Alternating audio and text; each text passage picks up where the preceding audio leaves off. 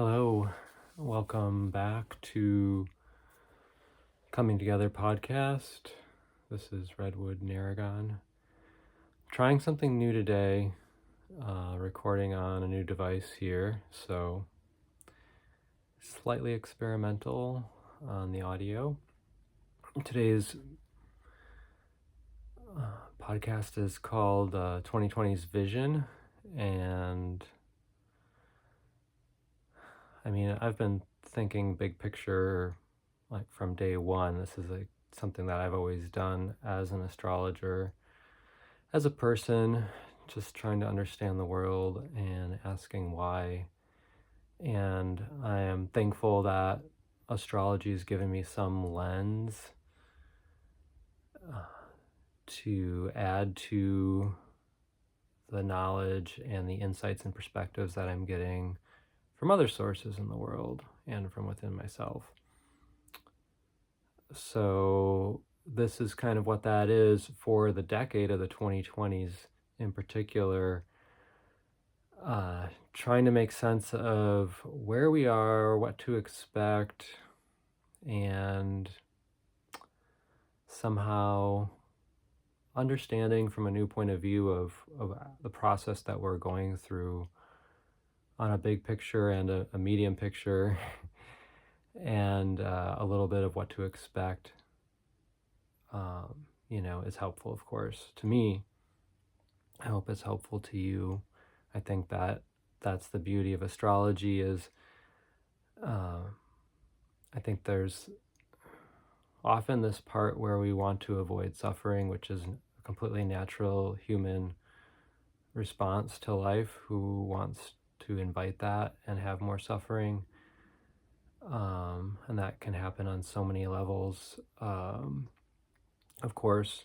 And it is my prayer that all beings may know peace, may feel safe and secure, and may know love, and that we don't have to suffer. And yet, we face this reality where it is part of it. And a lot of astrology, then we're looking at a transit that correlates to a certain type or period of disruption or suffering. And astrology gives us this framework of time that is kind of like, well, how long does this last? And so you can see how this easily creates the situation where we're using astrology to want to know when suffering will end.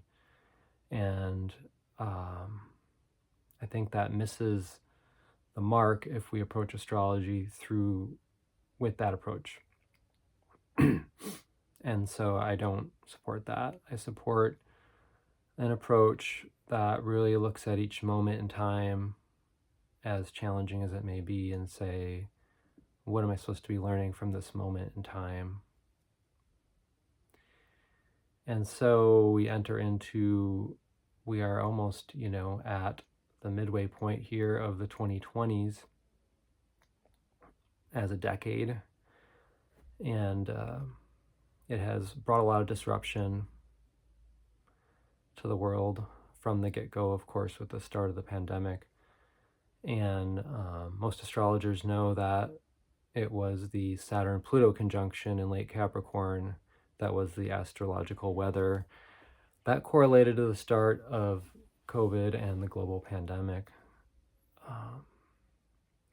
And a lot of astrologers have heard, and just people in the world, but it's maybe a little less common, that one of the reasons that conjunction was so potent was it was on the planetary south nodes of Saturn and Pluto.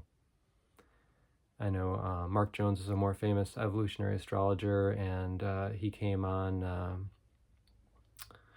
oh my God, I'm spacing on his name, his podcast. Give me a second.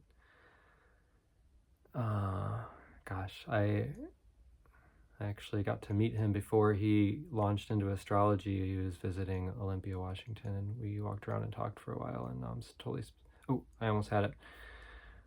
a brilliant human being, and he's got a great podcast, and him and Mark Jones get along great, and they talked about this conjunction. I keep having it, and it just keeps forgetting it, missing it, but I'm tempted to look it up right now. But anyway, they did a podcast on that, and that he's got a much wider reach. So, I know a lot of people have been talking about that. Evolutionary astrologers, of course, talked about that conjunction on the planetary south nodes. And so one of the principles with evolutionary astrology is when a planet is on its own planetary node, it's more potent. Similarly to, say, an eclipse being impotent, not impotent, but potent because it is conjunct the lunar node, right? The moon's nodes. And so the 2020s started out with this very potent conjunction of Saturn and Pluto, which so set the stage here for, honestly, a Saturn and Pluto conjunction in Capricorn to me looks a little bit like plutocracy and the ruling of power and wealth ruling with power, the ongoing progression of plutocracy. But being in the United States and following the last election, there's a lot of talk about dictatorships and rises of those and what those look like. I'm going to get back to some of these ideas as we go, but in the theme of the rise of plutocracy and the consolidation of wealth, I think it's important to consider that one of the things that I wanted to point out was, and I'm going to get into Pluto's larger transit arc, also Neptune and Uranus's recent signs and sign changes coming up, as well as weaving in together some smaller things. But one of the things to point out with Pluto that I think is really fascinating is if you start to search and look up the rise of dictatorships, you will see that a lot of the rise of the biggest dictatorships of the 20th century, Italy, Japan, Russia, and Germany, occurred with Pluto in Cancer.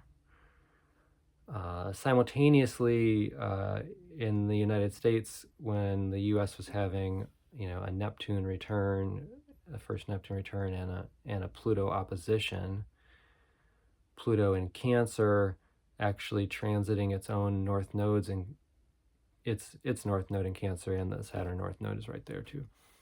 And we saw FDR's New Deal and a lot of political movements that with an opposition you become aware, right? And so at that Pluto opposition for the U.S., we saw this heightened awareness among the people of the problem with the consolidation of wealth and the movement towards a plutocracy at that time, and a lot of the New Deal policies that got brought in was an attempt to redistribute wealth and to break up the top-down rulership, right?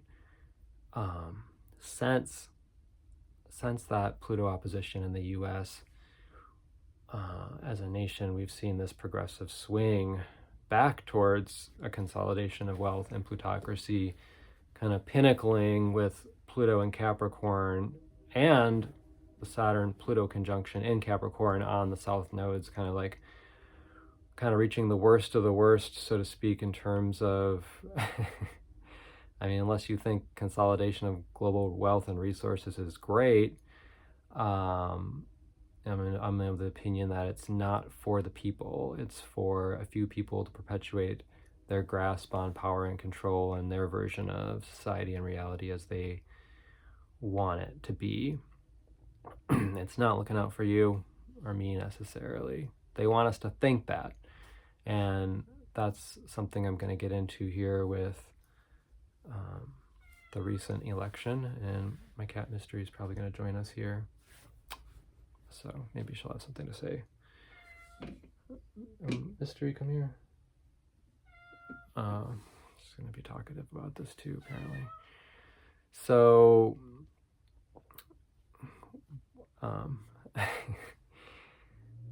so the arc of Pluto is interesting because, well, the point I wanted to get back to was the rise of dictatorships with Pluto in Cancer, and the fact that, oh my God, if she just would come in here and sit on my lap, things would be fine, but she's got to stand out there and meow.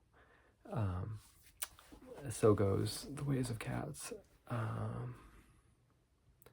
So we saw this dictatorship rise with Pluto in Cancer, and I'm going to have to pause this recording and deal with this. I'm sorry.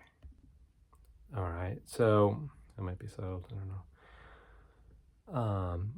So we see, the full spectrum is the thing. Is the thing with like going back to Pluto and Cancer, and with any archetypal manifestation, you're going to see the full spectrum of how that manifests in reality and humanity. And so the worst of it was the rise of dictatorships. And I took some notes on, let's see, where is that? The rise of dictatorships. The thing that they use is social instability, political chaos, and in this case, the spread of militarism, right? When I think of Pluto and Cancer, I think of nationalism, and obviously I think security issues. Insecurities, basically, like the AI lookup thing here describes it as economic insecurities. Well, if you're not secure in your resources at the most basic survival level, everything is insecure, right? So it's like basically this feeding off of insecurities of people is this shadow Pluto in Cancer as a move to gain power and convince people that your way is the right way.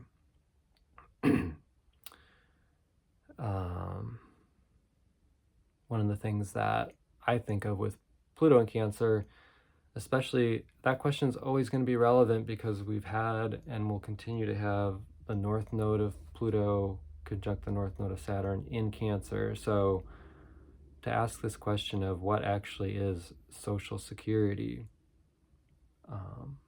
what is real social security? And to me, it's like, in the United States, we have a thing called Social Security, which people refer to as the money you get when you turn a certain age, and then you theoretically can retire on that money. And a lot of talk about if that's going to be there in the future at all or not. But what I'm talking about is when you exist, do you feel held and secure by the society that you live in? Do you feel safe in your home and outside of your home in the society that you live in? I'm a strong believer that our calling is to restructure our societies in such a way that we create this security and support for all people. And any method or approach to power, wealth, and resources that doesn't include everybody is problematic. And so going back here, there's a couple different arcs. We've got rise of dictatorships with the Pluto in Cancer. And if you look at communist China, there's just so many complexities throughout the world on this, but I was doing some research actually on North Korea, and I'm going to jump around a little bit, But I also looked back to Genghis Khan. I mean, world renowned all the way back from, the 12th and 13th century for creating this empire. But one of the things that I was doing when I was going back was asking the question, have there been significant dictatorships that have risen with Pluto in Aquarius? This is the second half of the 2020s, Pluto in Aquarius. And by the way, I will get back more to the 2020s vision in general here. But in my initial research, it hasn't been a Pluto in Aquarius phenomena.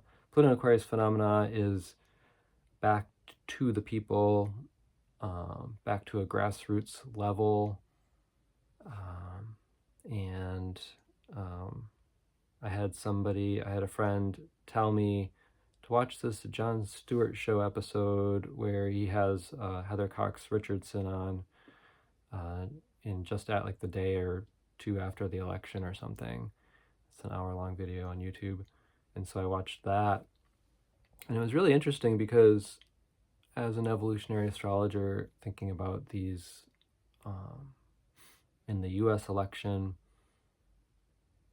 having Donald Trump and the far right agenda having like a full green light on Supreme Court, House, Senate, presidency, we get this extremist agenda that has no check to power. But like one of Heather Cox Richardson's points was that the checkpoint is going to be in state power. And there's kind of this story that I saw emerging about, to me, that reflects back to a more local government relationship. We want control over the policies that govern and dictate our lives. And like one of the things they talked about in that is that there's been this greater failing of the federal government to be responsive to what the people need. Both sides, both parties. We've been in a larger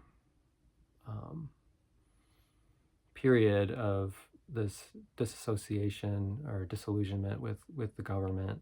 And I was also raised the question, is in this case a country of 330 million people too big to have a true democracy? Which the Civil War in the United States was a Uranus and Gemini transit, and Uranus is about to enter Gemini here. Nations and governments evolve over time. Is maintaining the current state of the states in the nation making sense or not? But this idea of going back to the state's power at this time and local government power and, people that you actually know, and how they're referenced back to a period of time where people actually knew their representatives until they put a cap on the number of representatives, and the government's evolved, and we don't really know our representatives. We're not in communication. We're not really participating in government in a huge way. Which is, I think, a big takeaway with this. In the United States, there's this, understanding that the left took a centrist approach, and we've got, like a third of the nation that isn't even participating in elections here or so, right? That could be. And if you could appeal to that centrist position, that you could,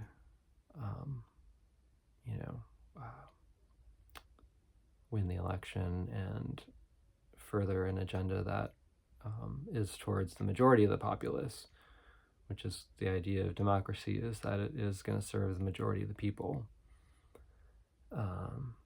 And I believe that a lot of people voted for Trump because they did see it as serving the majority of the people. And I think what we're going to see is that true, you know? This is somebody who said he had concepts of plans. I was like, you had a decade and all you have is a concept of a plan. When asked about the opioid crisis in this country, he just completely deflected the question. I'm like concerned that there's zero plan here. There's zero intention to help the people, and we need a lot of help. But true colors will be shown over time, and entering into this Pluto and Aquarius period, I think there's a lot of people who have this fear of history repeating, and in terms of references to Nazi Germany, references to rise of dictatorships. Certainly there's a certain playbook and a common themes that we can see. However, in my opinion, I don't see it happening because of the astrological weather and climate. Granted, the whole 2020s I do see as very disruptive, and I don't see Pluto and Aquarius as not being disruptive. I was in the grocery store in a conversation about the astrology leading up to the election, and the person checking out in front of me overheard the conversation, and it turned out that they had heard something online about things were going to get better on November 19th when Pluto goes back into Aquarius. And I was like, I don't know if I'd use the word better, because I do see that Aquarius disrupts things. Aquarius can be very chaotic. And the 2020s, of course, yes, we had the Saturn-Pluto conjunction that kicked it off, but right following that, on the winter solstice of 2020, we had the great conjunction of Jupiter and Saturn at the first degree of Aquarius. And then we have a 2+ year period of Saturn in Aquarius. And right on the heels of that, we start to have Pluto dip into Aquarius. I think that that those two things early in the 2020s, coupled with the fact that they're linked to Pluto's Aquarius ingress, and then this second half of the 2020s is the rapid acceleration, rapid, like the most, the fastest we're ever going to see change in our lifetimes, I believe, is going to be in the next 4 years. And I'll get into that a little bit here, but I did want to get back into a couple other thoughts on I guess addressing and understanding how dictatorships happen and occur. And this is also I think one is there's a leader, right? There's the dictator. There's the person with the charismatic personality that wins the hearts of some people, a lot of people, right? I was researching North Korea, and Japan invades and takes control of North Korea and is basically running North Korea as their peasant society from 1910 to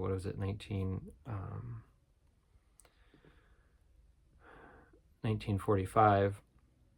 If this forced subservient rulership, right? And so Kim Il-sung, who was the eternal president, as he's referred to, of North Korea, he gained recognition because he was one of the prominent leaders of these guerrilla harassment movements against the Japanese authority in Korea. So, he won the hearts of his people as, fighting for them and for their independence and their freedom. And of course, what progressively happened, I think it's called Juche. I might be like mispronouncing it a little bit. I was trying to study basically like Kim Il Sung's doctrine of North Korea's nationalism and self-reliance, and how over time, especially in the 80s, that progressed into this isolation and cutting off from the world. I think that's a really key point, because is it possible to cut a country off from the world today? Yes and no, you know. And in the United States, would the majority of the people accept being cut off from the rest of the world? I don't think a majority would. I think that even the general sentiment among far right, live free or die, personal freedoms are held on to so strongly, and I don't think it's a right thing. I think it's everybody in the nation wants their personal freedoms and wants their independence, and that's the spirit of this country, the United States, and that there's democracy in the world, and then there's a strong spirit of individualization or individuality, which is kind of this greater theme in the U.S., which has influenced a lot of global culture and a push towards this move away from tradition, which is a whole bigger topic. But it is kind of this time period where all the ideas in the world and all the different perspectives are swirling around. You know, like any country is on the global spotlight for what they're doing at this point in time. There's a progressive understanding. Granted, we're coming from a period where Neptune's been in Pisces, and there's been a lot of confusion about what is actually true or not. I'm going to circle back to that. But,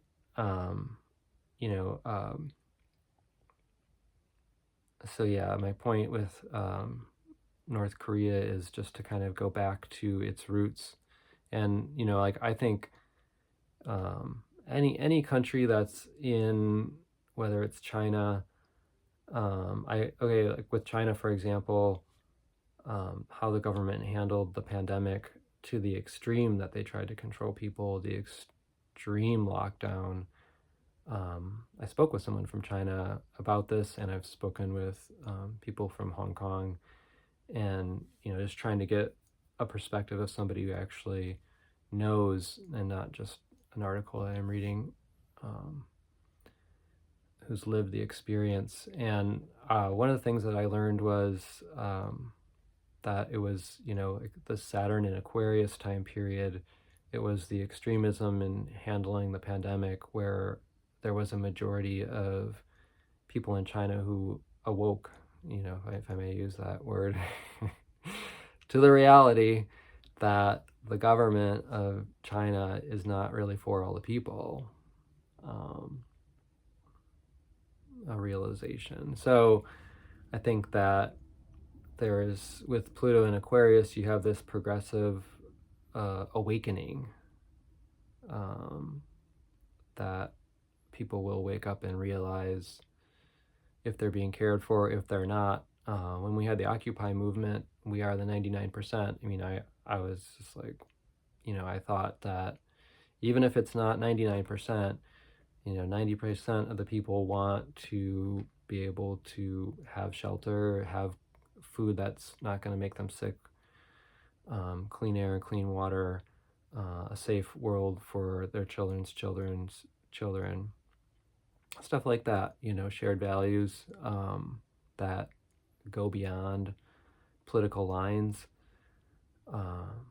And like I was saying, like with a third in the United States, a third of the nation not even participating or voting, and the left's move to take a centrist approach, to appeal to the majority, to appeal to the Democratic majority that failed in this election. But it doesn't mean that the majority of people don't want these things. You know, the majority of people don't want to pick up arms and go to war tomorrow. We want to, live our individual lives and be with our families and people we love, and have a positive life. Whether that is a renewing, sustainable life for the earth is another question.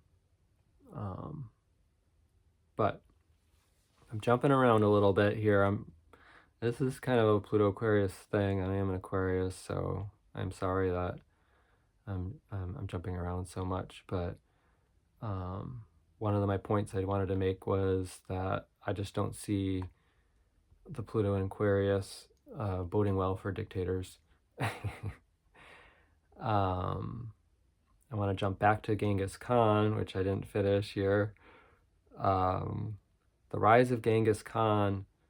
Oh, okay, before I go back to Genghis Khan, I wanted to say that Kim Il-sung, who moved North Korea into its current, the eternal president that brought North Korea to what it is today, he was born with a Pluto at like 27 Gemini in some minutes, which I always round up and say the 28th degree of Gemini. Anyway, right. But he had a Neptune in Cancer. So he was born right before that period where Pluto went into Cancer. Pluto was transiting Cancer during his formative years, where he also grew up in this time period where the other bigger global dictatorships and fascism were taking hold. But he was part of more of this resistance. But having Neptune in Cancer, to me, represents this ideal potential in consciousness for the idealization of nationalism and the homeland. And so when you see this come out stronger and stronger in his message and policies through time, it doesn't surprise me. And so nationalism and Cancer and Capricorn axes, like that's definitely a potential manifestation of these archetypes. It's not necessarily an Aquarius thing. So, yeah, I wouldn't say Aquarius is a nationalism archetype at all. I mean, it's a for the people type archetype. And so, like if I see we the people on the back of a vehicle, I mean, to me, I'm all for we the people, because to me, it's all about the people. I don't totally understand. I mean, I understand, but I also am less like when I see it with bullets and guns and like, okay, we the people want the right to bear arms. I'm not opposed to having the right to bear arms. But the bottom line to me of we the people is that there is a we, and that includes everybody, and that everybody is cared for. So I think we have a different definition of we. And if you're saying we and you don't actually mean we, or what we do you mean? It's not everybody. I think that's something to consider. Back to Genghis Khan. So, yeah, and I mean, just to wrap up that Pluto and Cancer thing with dictatorships, it makes sense, right? Because it's like the instability, like you're like using instability to gain power. I think with Pluto and Aquarius, what we could see is using chaos to gain power. That's going to be a tactic and method. That's what's already been happening. It's going to happen more. But I just think like there's just like, as much as Pluto wants to consolidate and control power, which I think it could do a lot more in Capricorn, like one of the things on this Jon Stewart show with Heather Cox Richardson that was just kind of like brushed on for a moment was this concept that both Democrats and Republicans in the US may have been going too far on regulation. And so there's this idea that this deregulation is going to be helpful for the economy. Well, if we have gone too far in regulation and rigmarole in some areas, the regulations certainly need to be revisited. I'm not saying like keep every regulation that has been created, completely deregulating things to the point where like the plutocracy and the elite can just do whatever they want to gain even more power and wealth should be a concern in my opinion. And I don't think that people realize fully what that means yet. That's my opinion. I think that Pluto and Aquarius will be a time period where more people will wake up and realize, okay, now we see, like, we actually needed to go to this extreme. And in terms of the US with the Pluto return, we're still in a Pluto return on that election. My friend Gray Crawford pointed out that, and I've been thinking about this too, is the Chiron return that the US is having. I mean, we're still having a Neptune opposition, but the Pluto return, it's a death and rebirth, and I don't think that we've gotten to the point that unfortunately is a karmic necessity, the death process of the nation and what that means before it can be reborn. This is part of that process still. And it's like one of those things where you can look at the transit and be like, okay, when is this over? But we're going to get to that.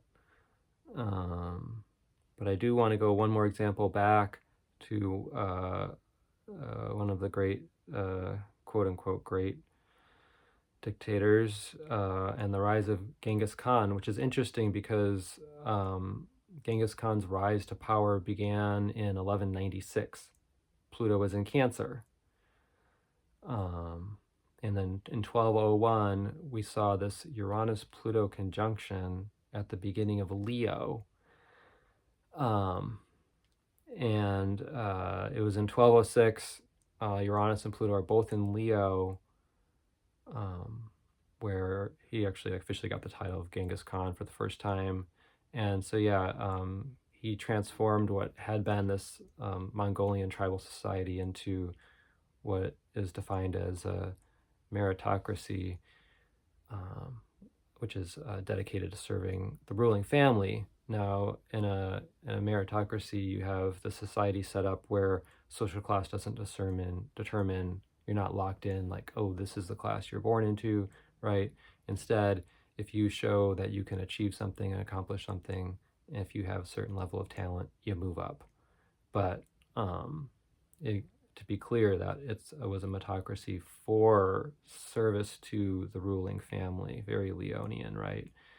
But also that it's interesting that his movement began with Pluto in Cancer. Again, there's a period of insecurity, and then here we have a leader coming in and giving some way to create security and stability.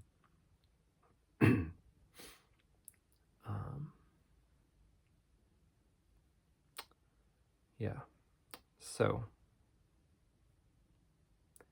one of the things I did a talk called Welcome to the Age of Virguarius, and just very quickly, I do believe that I follow the evolutionary astrology ages and subages, which puts us in the Virgo subage of the Pisces age.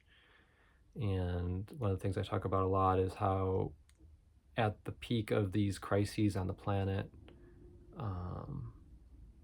global crises, environmental crises, technological crises, resource crises, disease, all these things, as the Pluto in Virgo generation is at the helm, and the Pluto Leo generation is finally retiring or passing on. And so, suddenly the Pluto Virgos go from behind the scenes to being the leaders at the time of one of the greatest crises. And Age of Virguarius is in a combination of Aquarius and Virgo, and of course Aquarius. Then this period, to me, this is like all precursor to transition towards the age of Aquarius, but we're not fully in it. But we are seeing this progressive disruption and rapid transformation of society as we knew it, due to technology, due to population, due to resources, due to disease and natural disasters, et cetera, et cetera.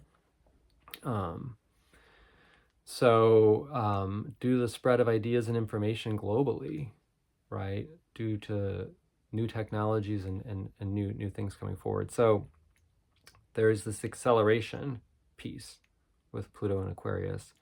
And now in EA, Aquarius is ruled by Uranus. And traditionally, it's ruled by Saturn. And so I think that 2025 is the pivot year, really, where we're going to see this transition towards the Great Acceleration. I'll just call it the Great Acceleration here. And why I call it that is because Uranus is going into Gemini, and it's going to be trining Pluto in Aquarius, right?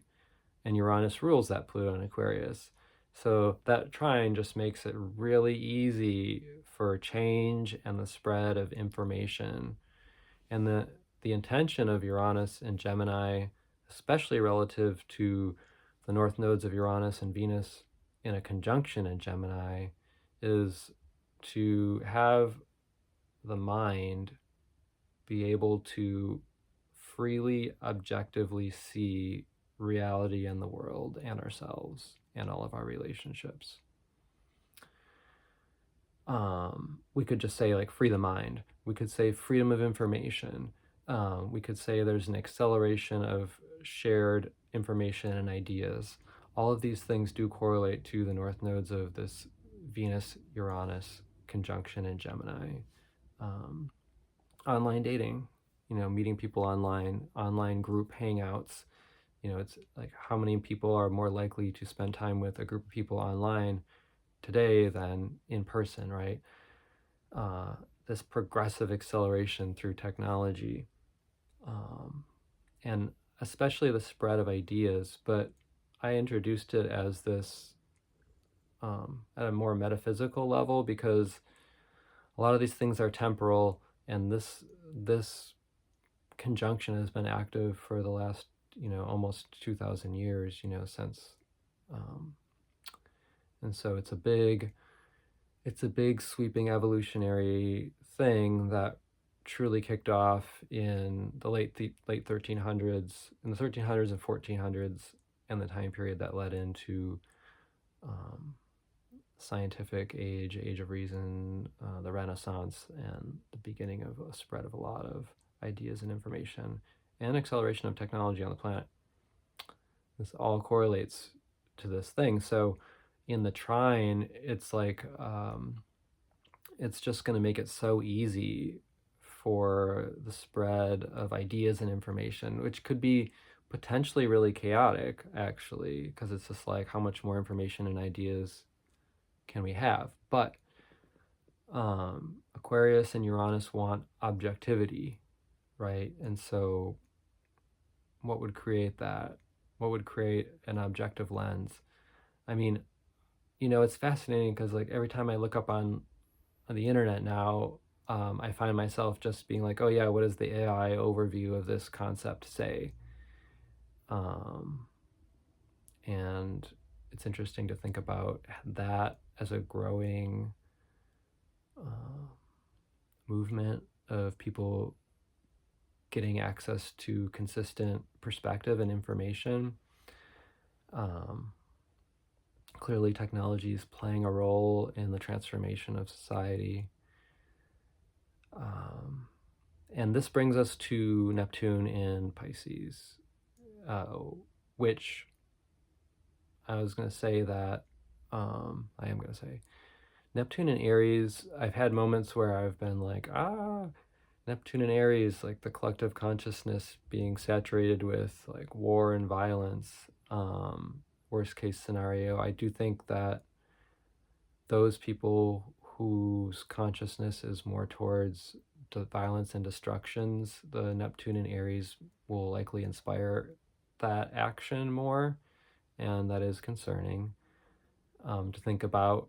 However, if you're already in that place, you're probably already doing that too, but it might even become more. My shift on this has been after this last election, realizing that we have, millions and millions of people who are just so disillusioned with government that they're like, what's the point of participating? What's the point of voting at this point? The world's so big, the forces are so big. There is this sense that we, the people, can't really like shift or change the course of these evolutionary forces at play. I think that's false. I think that we can. We haven't had an issues to unite on yet. My concern, of course, is that relative to the Age of Virguarius, the amount of crises it'll take to unite the people, and therefore the amount of suffering that we need to finally realize that we have a majority that want the same things. But I think that the astrology shows us heading towards that, but it's going to be messy. It's going to be very disruptive for multiple reasons. Besides social and political upheaval, we've got obviously natural disasters and climate change, which keeps happening more and more and more. So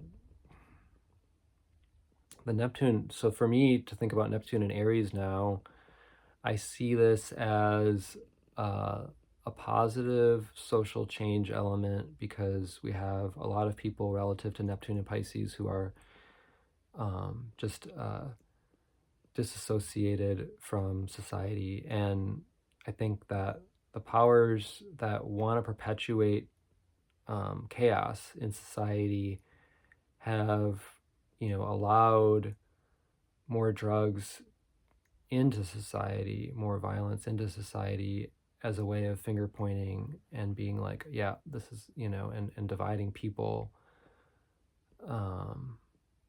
And so there's that use of chaos for power thing, but I think it's going to become more and more clear that the actions and where they lead and the intention behind them.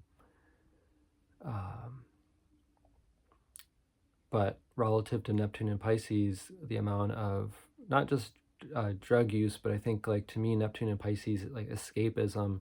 And I think too of the last 14 years with Neptune and Pisces and how much technology has given us this window, this ability to escape into any reality, true or false, that we want to believe in. And we get reaffirmed that what we think or believe is true has been a pattern. And, there's just like a lot of things that have just set us up with technology as a form of escape.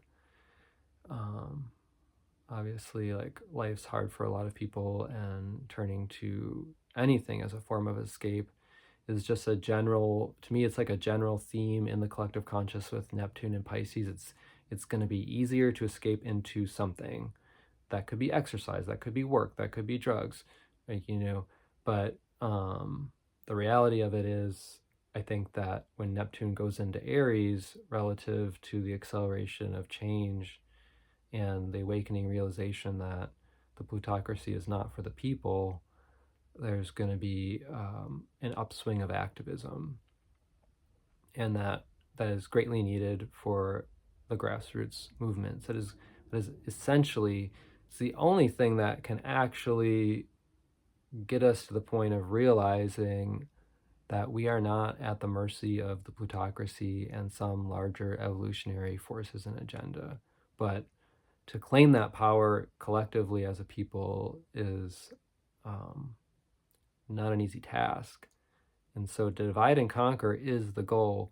And, I mean, that's true in any nation and any people.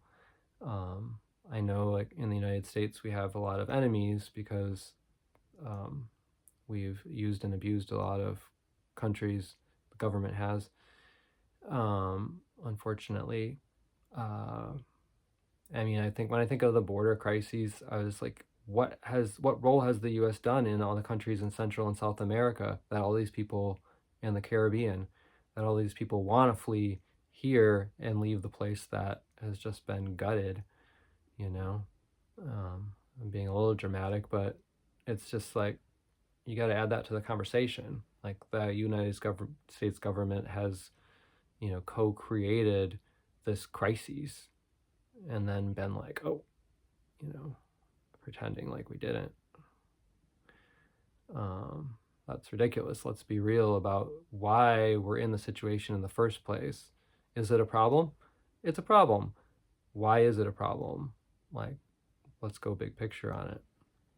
But, everything needs to find a balance point, and in the United States, because of things that the government has done and abuses of power globally in the past, we have a situation where what I would call karma, and you talk about a Pluto return, there's a certain karmic reckoning for a nation. And so to me, what's happening right now is just, it's karmic in a lot of ways. And the divide and conquer piece is like, it seems to me that there's a growing theme of entities outside of the United States doing everything they can to keep the people inside this country divided on these same issues and these same stories.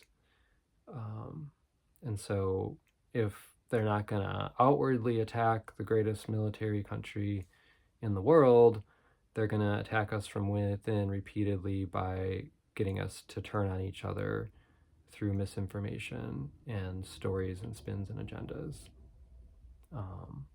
I mean, to think that that's not happening right now, I would really question somebody to say, like, why wouldn't they be doing that?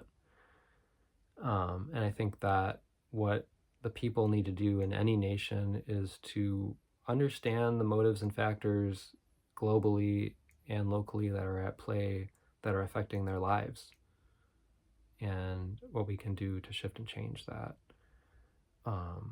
This election period, this time with Jupiter, which is traditional ruler of Pisces, right, in Gemini, I think that spinning stories and narratives, which Donald Trump is great at. He's a great entertainer. He's great at just like making up stories. They're eating the animals. Just like these stories that are just like, where are you pulling this from?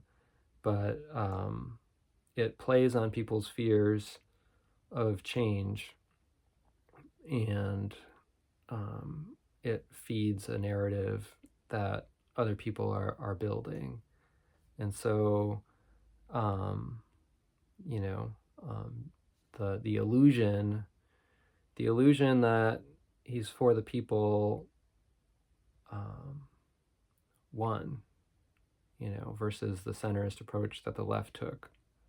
And so I guess karmically we have to face the full reality of unchecked power agenda and see what that does to our lives before we're motivated here, which unfortunately means more suffering. But like I was saying, with the Aries point, I didn't say this point yet, but the Aries point being at a sextile to the trine over this period, then that's Neptune and Saturn in Aries. So it's this really like massive, I do kind of see this as,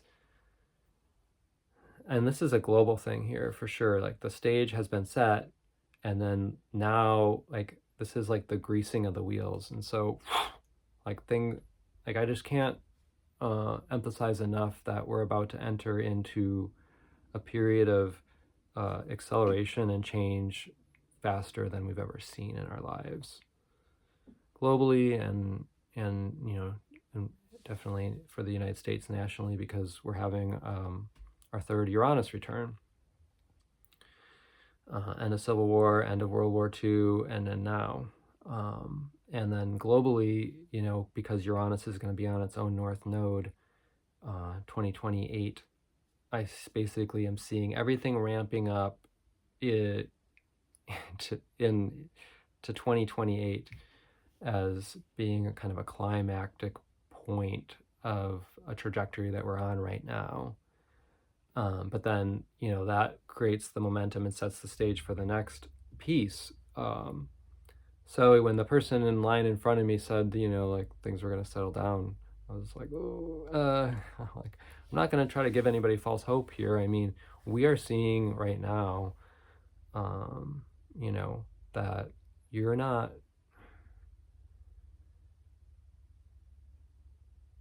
like in a place where you can be like, my place won't get touched by economic disruption. My where I live won't get touched by climate crisis.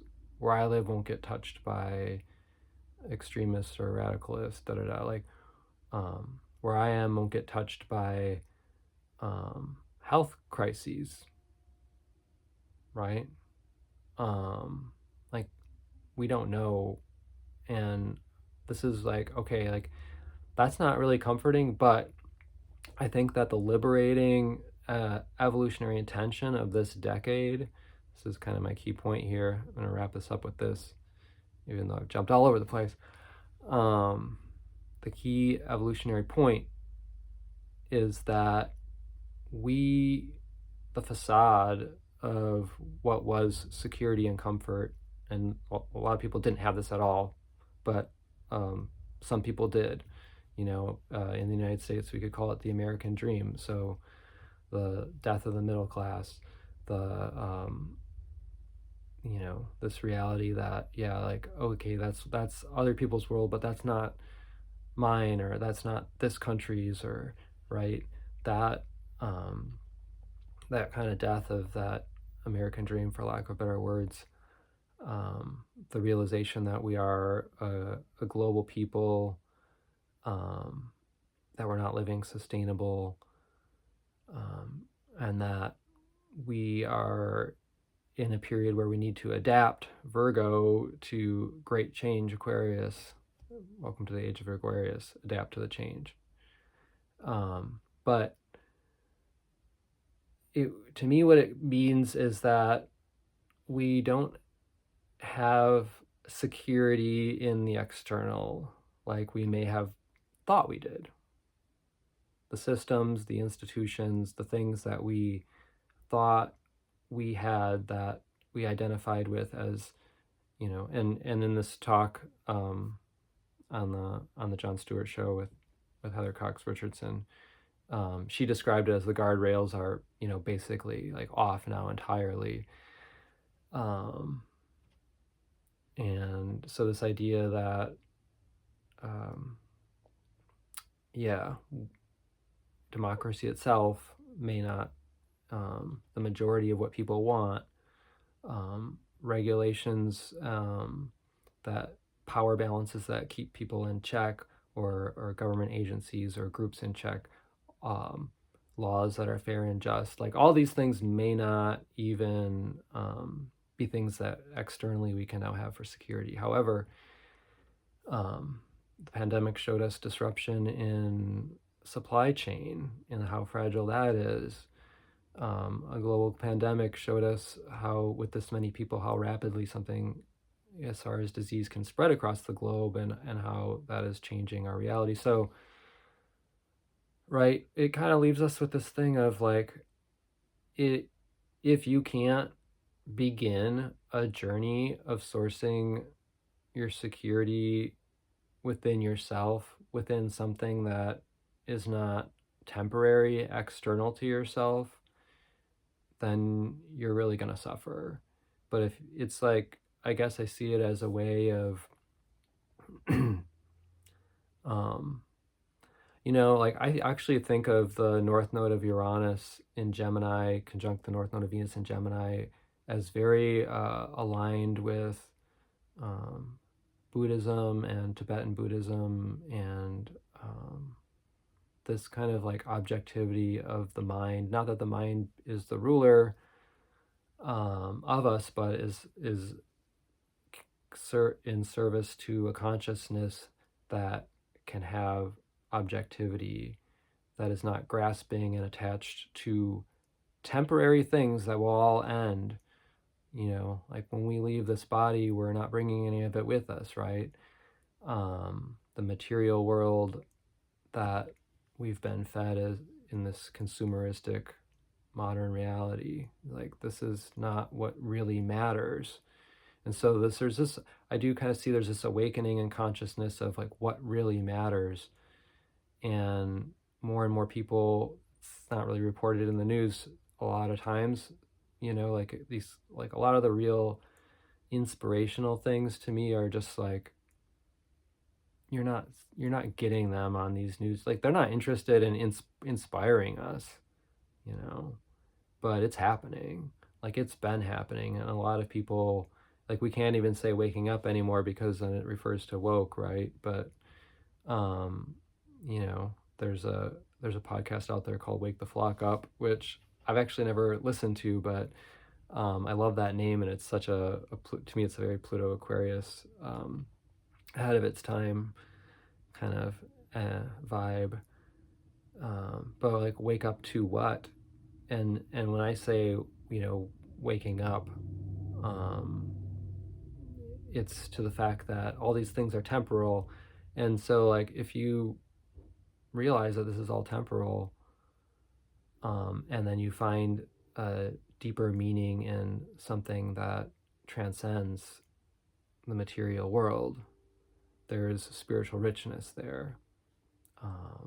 And coming from a materialistic society and culture,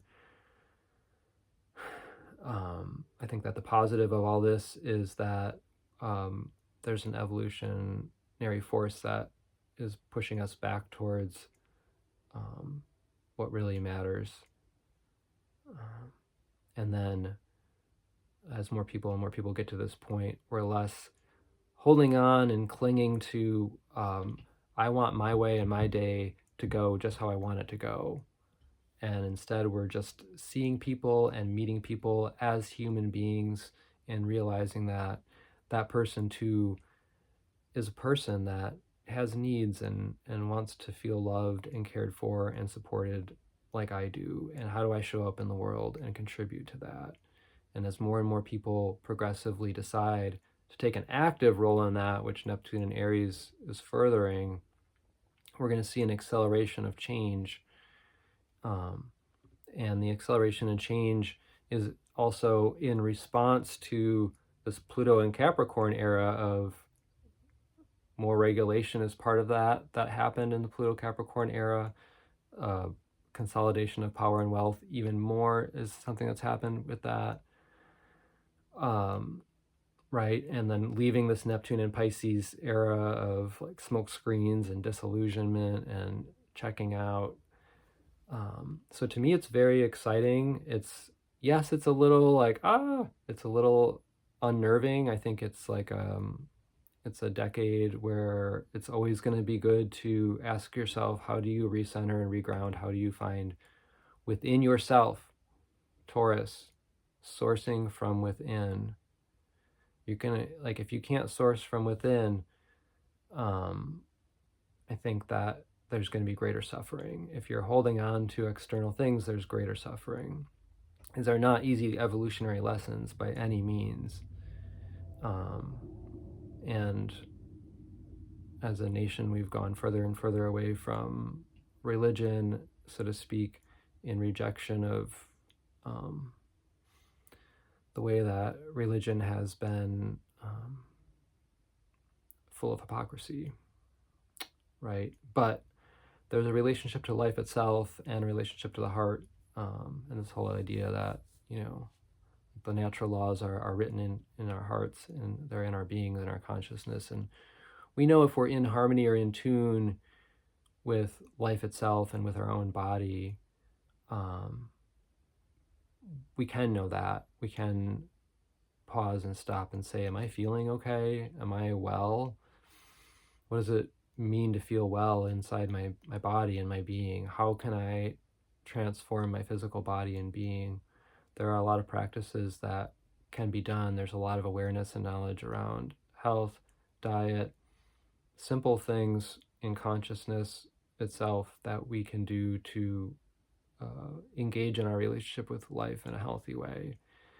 And all of these little things feed into this greater shared peace. So it's chaotic and it's messy. 2028 is definitely, like, to me, the year to watch, and I'm not saying that because it times with a US election year. I think globally, hands down, it's one of the most fascinating astrological alignments that we're going to see in our lifetime, and it represents this great acceleration of change. Will there be positive and negative? Yes. Is there a positive element to a resistance to the accelerated rate of change? I think so. I do think so. I think, like, to just squash the voices that are resisting change and saying you're resisting change, like, doesn't help anything. I think we need to honor all the voices and consider this holistically, right? There are changes that are going to happen fast that may not be for our better, and that's already been happening. And so if our only checks and balances is a conservatism towards change, I think that we need to invite that into the conversation and have an intelligent conversation and listen to the concerns and have an inclusive conversation. And I think that a globally inclusive conversation towards the health and well-being of all life on the planet is a greater potential, and I pray that we progressively see that. So thanks for listening or watching, and much love to you with where you're at, and yeah, till next time.